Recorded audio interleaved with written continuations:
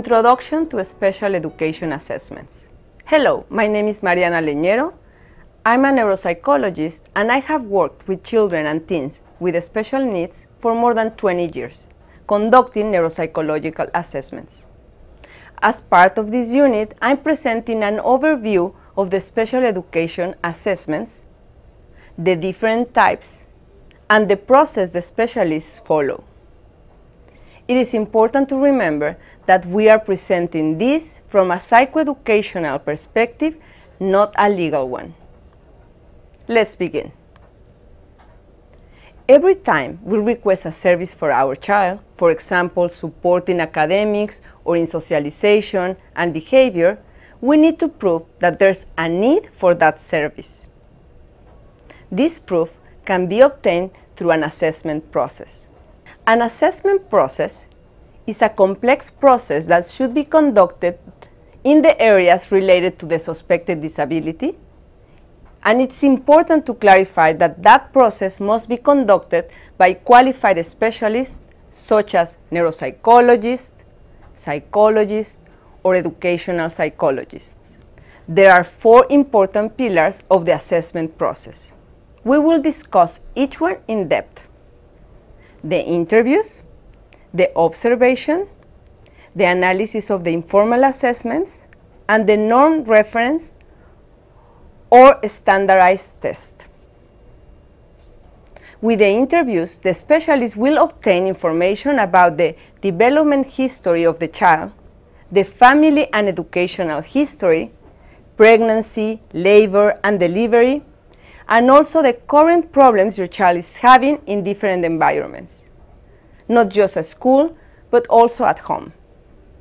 The specialist will ask you, for example, when your child started to walk or talk, among others. This information can help the specialist to understand the way the disability has been present at different stages and create a timeline of the signs related to the problem. The next pillar is observation. It is necessary for the specialist to visit the school and sometimes your house to analyze your child's behavior. This way, the specialist will observe him or her in a social and academic environment and gather information about other signs like his or her attention span, abilities to wait, where he or she sits in the classroom, among other things. With the observations, the specialist can identify external factors and natural responses to the environment. I recommend the parents to ask the specialist to visit the school more than once because, as we know, our child's behavior changes depending the time of the day, the place or person he or she is with. The third pillar is the informal assessments. Informal assessments are not related to standards. They can be quizzes, report cards, written or oral language samples, and personal materials. This is why it is important for you to keep all the records you get from your child's school. The last pillar is the norm reference test or standardized test. With the information these tests provide, the specialist will be able to describe your child's performance in reference to his peers and also determine a baseline to assist in measuring progress during and after intervention. I will go in depth on this pillar in another unit called How to Understand Assessments. Now let's talk about the 4 key objectives of the assessments.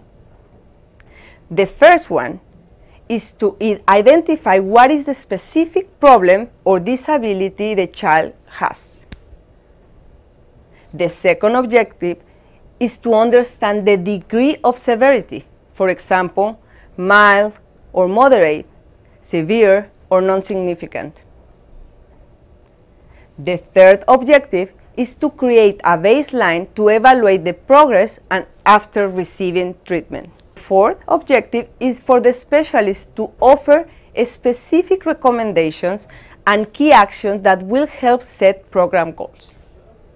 There are different types of assessments used for special education. For example, cognitive assessments, academic achievement assessments, and behavior assessments.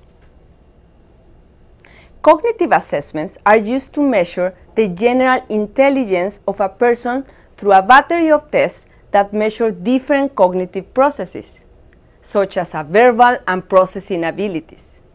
With these results, we can answer questions about why your child is failing in class. You might have heard about some of the following cognitive assessments that provide numerical information. For example, Wechsler Intelligence Scale for Children, Woodcock and Johnson Test Cognitive Abilities, Stanford-Binet Intelligence Scale, Universal Nonverbal Intelligence Test. Then we have the academic achievement assessments. Academic achievement assessments measure a student's basic academic knowledge, such as reading, spelling, written expression, mathematical concept, and others. Includes also assessments in auditory comprehension and oral expression. Measuring a student's academic knowledge lets teachers and professionals know where the student is achieving compared to same age or same grade peers. Some of these tests are Wechsler Individual Achievement Test, Kaufman Test of Educational Achievement, Woodcock and Johnson Test of Achievement. Other type of tests are the behavior assessments. The behavior assessments are different from the ones I told you before. They don't have right or wrong answers. Instead, they look at how kids interact with their world. These assessments can identify behavior patterns as well as the reasons for the behavior. Often, parents, teachers, and others are asked to observe the kids and answer questions about the behavior. Some of the behavior assessments are Vineland Adaptive Behavior Scales, Conner's Parent and Teachers Rating Scales, Behavior Assessment System for Children, BASC.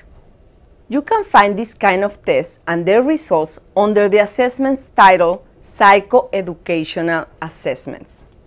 The psychoeducational assessment is the most complete type of evaluation, and the specialist obtains information about most of the areas related to the learning process, language, and general behavior processes. For example, how the child thinks, reasons, solves problems, uses language, reads, writes, does mathematical problems. The specialists also analyze other areas like the visual and auditory processing. It's not just if the child is able to see or hear, but also how they understand, perceive, and give meaning to what they see or hear. Are they able to discriminate a square from a rectangle, from a pair of words that sound similar but are not the same, like 90 or 19, follow directions, etc. If necessary, the specialist may refer the student to another specialist to conduct additional type of assessments related to areas of concern. For instance, speech and language. The speech and language assessments, the specialist evaluates, for example, speech, like how they articulate sounds and words, the ability to express and receive information using correct words and phrases, the amount of words, phrases, and expression they use to communicate. Also, the ability to use language to function in society. For example, respect terms, understand social clues, understand the sarcasm, known as the pragmatic area. There is also an occupational therapy assessment used to analyze fine motor skills, sensory and visual processing, motor planning, posture, etc.